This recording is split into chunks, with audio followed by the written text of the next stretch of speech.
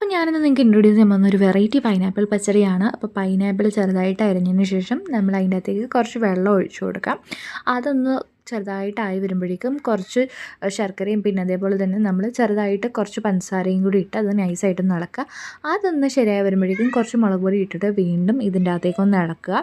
പിന്നെ അത് കഴിഞ്ഞതിന് ശേഷം നമ്മൾ അതിൻ്റെ അകത്തേക്ക് കുറച്ച് തേങ്ങയും പിന്നെ അതേപോലെ തന്നെ ഈ ജീരകവും കടുകും പിന്നെ അതേപോലെ തന്നെ പച്ചമുളകും കൂടി ഇട്ട് ഒന്ന് മിക്സിയിലിട്ട് നന്നായിട്ട് പേസ്റ്റാക്കി എടുക്കുക. എന്നിട്ട് ഈ പേസ്റ്റ് നമ്മൾ നമ്മുടെ പൈനാപ്പിളിലേക്ക് ആഡ് ചെയ്ത് കൊടുക്കുക.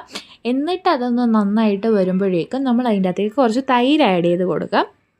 എന്നിട്ടത് ശരിയാക്കി വെച്ചിട്ട് പിന്നെ നമ്മൾ ഒരു പാത്രത്തിലെടുത്ത് കുറച്ച് എണ്ണയും കടുകും പച്ചമുളകും കൂടി ഇട്ട് നമ്മൾ വറയൊഴിക്കണം. വറയൊഴിക്കുന്ന വീഡിയോ ശരിക്കും പറഞ്ഞാൽ ഞാൻ എടുക്കാൻ മറന്നുപോയി.